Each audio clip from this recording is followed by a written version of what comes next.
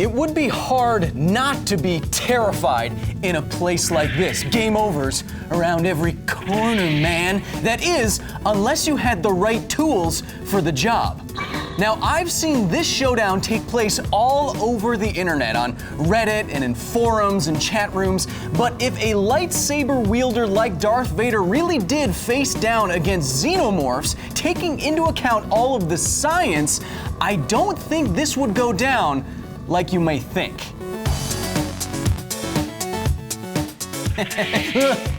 But before we start today's show, I am very excited to announce that we finally did it. We made Because Science its own thing and its own channel across all platforms. You can go right now to YouTube or Facebook or across social media and subscribe to just Because Science. And you'll get just this show and all of the other things that we're gonna do as we expand and grow and change and become even nerdier. So make sure to go and subscribe at all those places. It's in the show notes. All right, on with the show. Enshrined in fan art like this, a battle between Star Wars' Darth Vader and Aliens' Xenomorphs has been nerd debate fodder for quite a while now.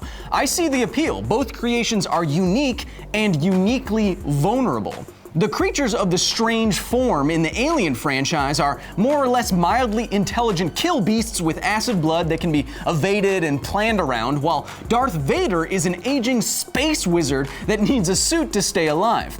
But who would win if we take into account the physics of the Force and lightsabers interacting with the chemistry and biology of Xenomorphs? How it goes down is going to depend on how they meet. If Darth Vader was engaging with a single Xenomorph at a distance, he would probably engage the Force, whatever that is, and provide an upward force greater than the Xenomorph's mass in order to lift it off the ground. And then he would probably apply a horizontal force to accelerate the Xenomorph's mass out of some airlock. Or better yet, he could apply a force across the Xenomorph's exoskeleton greater than the compressive strength of its armor in order to crush it.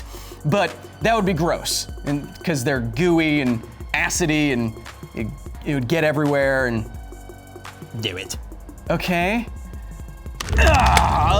Gross, but defeated gross. But is this how an encounter would always go? Probably not. Xenomorphs reproduce rapidly to overwhelm their prey with numbers and speed, which means for every Xenomorph that you do see, there's probably a dozen that you don't. Sooner or later, Darth Vader is gonna have to face one of these beasties helmet on. Yo! That's like Rogue One, I get it. And when he did so, that's when taking the science in the science fiction seriously could make a big difference. Now, aside from their pharyngeal or throat jaws and other stabby bits, what makes Xenomorphs really scary is their highly acidic blood. In a previous episode, we determined that this blood could be analogous to something like fluoroantimonic acid, a super acid with a pH of -31. Your stomach acid has a pH of 2. And if any of this stuff got on Darth Vader's suit, it would surely eat through it, which would release the air pressure from that suit. In a previous episode, we determined that Darth Vader's suit needs a pressure differential to allow him to breathe, meaning that if this touched this, he would suffocate. Thankfully, Darth Vader has his trusty lightsaber. This is what everyone I've seen debating this nerdy question says would win the battle, hands down, for Vader, because lightsabers cauterize all wounds and therefore get around the Xenomorph blood problem. But do they? Oh, I thought for sure that this would set me on. I don't think that they would. I don't think that lightsabers would cauterize any wounds ever. But that's not a story the Jedi would tell you. No! Come on!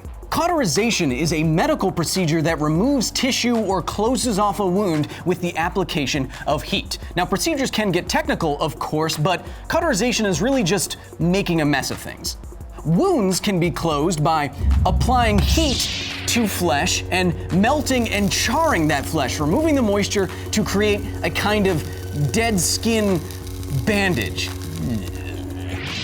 And cauterization can stop the flow of blood by applying heat to the proteins and molecular structures of blood, denaturing them, turning their structure from something that is organized to something that is, again, more messy. And when that happens, these messy molecules tend to clump together and coagulate, preventing blood from flowing past it. You can see these processes in action when you heat up something like an egg. Let go, Kylo, thank you! When you heat up an egg, the proteins denature and clump together, turning from transparent around the yolk to solid. And that's what an egg white is. All of these effects taken together is cauterization. But unlike what action heroes like Rambo would lead you to believe, cauterization is a delicate application of heat over time. This is exactly what surgical tools like doctors use do. They carefully apply heat over time. So when doctors want to remove tissue through cauterization, they run maybe 100 watts through these devices, the same that a light bulb would draw, and apply it to tissue to cut through it.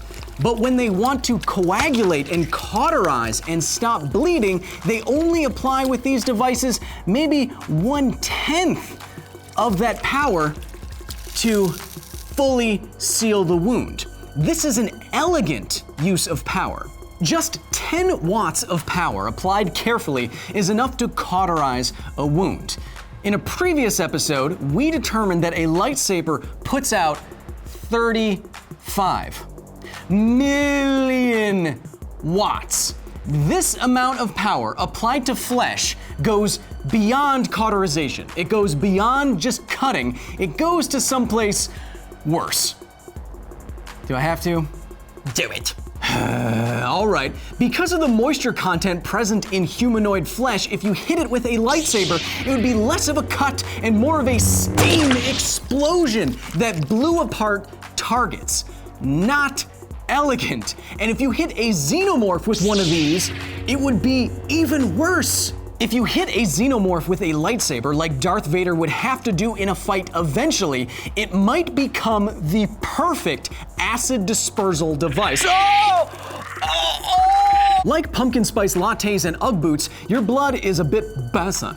On the pH scale, it's a little bit above 7 or neutral, and your body regulates acid in the blood very carefully because if your blood gets too acidic, very bad things can happen. Studies have confirmed that too much acid in the blood can interfere with the blood's ability to clot with platelets and coagulate. One study even found that a drop in pH level just 2 points below this can virtually abolish all clotting functionality in blood. You just keep bleeding. Metachlorian count is quite high though.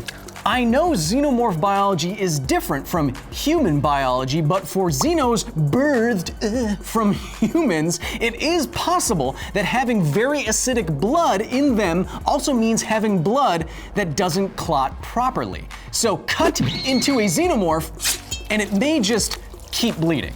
This actually makes sense. From the perspective that a xenomorph is a bioweapon, which we now know it is, you would want it to spread as much of its dangerous blood as possible. And if we're being generous, this is exactly what we see in the first Alien film, where a bandage has to be placed over the facehugger's laser wound, or else it would, in theory, just keep bleeding. It's a stretch, I know. Putting all of this together, let's have our showdown.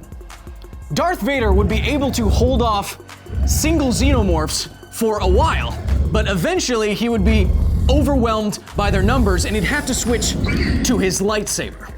And then he would go to strike. He would go to strike one. Do it. Fine. When Vader struck a xenomorph, it would explode into a shower of uncauterized flesh chunks that bleed uncontrollably. Any blood that comes into contact with the lightsaber during this strike, because there is no cauterization happening, is going to expand, if it's anything like water, by a factor of over 1,000, creating a deadly blood acid mist that, if Vader is close enough to strike with a lightsaber, is going to completely coat his suit, getting all over him and melting through it and So, if a Jedi or Sith like Darth Vader faced down a drool of xenomorphs, we should call groups of xenomorphs that, who would win?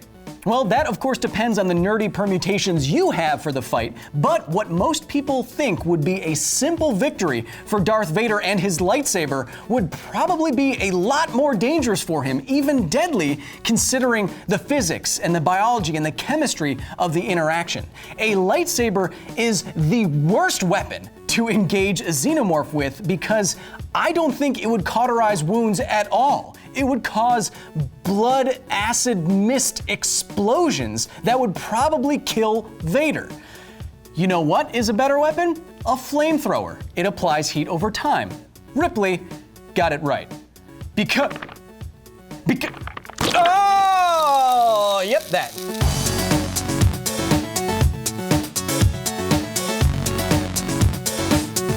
A lot of you have asked me about how all of this would fit into the Xenomorph life cycle, given all the